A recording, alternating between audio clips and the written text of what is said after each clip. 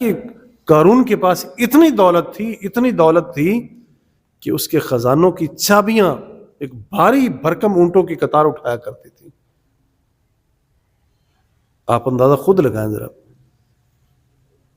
ہم ایک چھوٹے سے تالے کے اندر بڑے بڑے پیسے رکھ سکتے ہیں، ذرا سونا چاندی رکھ لیتے ہیں ذرا ایک چھوٹے ایک تالے کے اندر ذرا. لیکن جسے خود اللہ جلال جلالہ بیان فرما رہے ہیں اور قرآن مجید کے اندر جس کا حصہ رکھا ہے ذرا، جس کو وہاں بیان فرمایا کہ اتنا امیر تھا کہ اس کے دولت کے، اس کے مال و زر کے خزانوں کی چابیاں ایک بھاری بھرکم قطار جو ہے وہ اٹھایا کرتی. آگے اس کی دولت کا اندازہ لگائیں وہ کتنی ہوگی. لیکن جب اس نے بھی اللہ اس کے نبی کا انکار کیا ہے، جب اس نے بھی نہیں مانا، اور جب اس نے بھی تعلیمات حقہ سے اعراض کیا ہے، جب اسے یہ فرمایا گیا، دین کے لیے بلایا گیا، ندا دی گئی اور مال خرچ کرنے کے لیے کہا گیا، تو اس نے کہا کہ یہ تو جو کچھ میرے پاس ہے یہ سارا کچھ یہ میرا علم ہے، میرے علم کی وجہ سے مجھے ملا ہے، یہ میرے علم کی وجہ سے ملا ہے. آج بھی اس وقت بھی ہمیں اپنے آس پاس اس ماحول کے اندر بھی یہ بات ملتی ہے.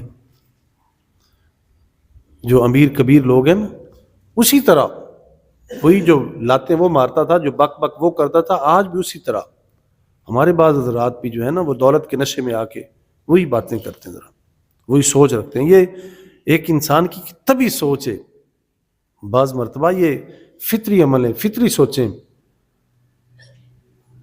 اس نے بھی یہی کہا تھا، یہ تو میرا علم ہے نا، یہ میرے علم کی وجہ سے مجھے ملا ہے جو کچھ میرے پاس ہے، یہ میری سائنس ہے، میری ٹیکنالوجی، میرا ہنر ہے، میرا فن ہے، جس کی وجہ سے میں نے اتنا پیسہ اکٹھا کیا ہے.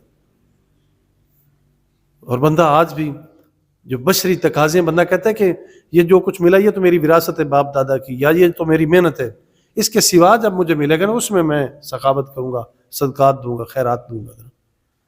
ایسا نہیں ہے، ایسا نہ کریں، ایسا نہ کریں.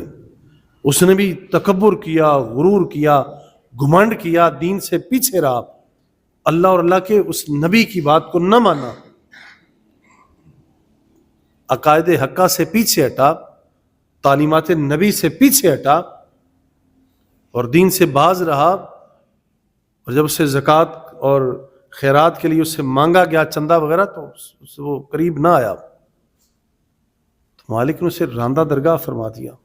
اور وہی سارے سبب جس نے اتنے سارا کچھ اکٹھا کیا تھا، ساری دنیا اس کے پاس تھی، جب انکار کیا تو وہی زمین اسے اپنے پیٹ کے اندر نکل گئی ہے، وہی زمین پھٹی ہے، اسی کے اندر دھنس کیا. تو میرے آپ سب کے لیے لمحہ فکری ہے کہ یہ سارے اسباب، یہ دنیا اور دنیا کی آسانیاں، یہ پیسہ، دولت، مال و زر، یہ مال و متاع، یہ کاروبار، معیشت، یہ ساری جو ہے نا، یہ بھی تبھی کارگر ثابت ہوگی جب اللہ اس کے رسول ہم پہ راضی ہوں گے. اگر وہ راضی نہ ہوئے تو اس مال نے بھی ہمیں نفع نہیں دینا. یہ مال بھی تب نفع دیتا ہے جب اللہ اس کے رسول راضی ہوتے ہیں. تو بیلی تے سب جگ بیلی، ان بیلی بھی بیلی. جب مالک راضی ہوتا ہے تو تب ہر چیز جو ہے وہ راضی ہوتی ہے. جب وہ راضی نہیں ہوتا تو کوئی شے بھی راضی نہیں ہوتی. اس کے حکموں سے کبھی بھی اعراض نہ کریں، اس کے حکموں سے کبھی اعراض نہ کریں، اس سے کبھی ٹکر نہ لیں، اس کے سامنے نہ آئیں، ضد پہ، ہٹ دھرمی پہ نہ آئیں.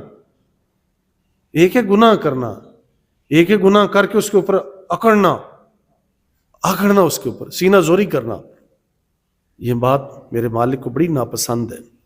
یہ بات بڑی ناپسند ہے. ایک بندہ گناہ کرتا ہے، شرماتا ہے، سر جھکا لیتا ہے، گناہ ہو گیا، ذرا شرمندہ ہوا. ایک گناہ کر کے بندہ اس کے اوپر بفرتا ہے، اکڑتا ہے، ضد کرتا ہے، میرا کسی نے کیا کر لیا، میرا کسی نے کیا کیا، میں نے یوں ہی کرنا ہے. یہ بندے کی بہت بڑی ناکامی ہے، بہت بڑی کمینگی. یہی کمینگی فرعون نے کی ہے، یہی کمینگی جو ہے حامان شداد نے کی ہے، یہی کمینگی جو ہے یہی قارون نے کی ہے. ظلم کرتے تھے، زیادتیاں کرتے تھے، پھر اکڑتے تھے اور کہتے تھے انا ربکم الاعلی. فرعون نے یہ کہا ہے انا ربکم الاعلی، میں تمہارا رب سب سے بڑا ہوں، مجھے مانو۔ ہمارے آج کے زمانے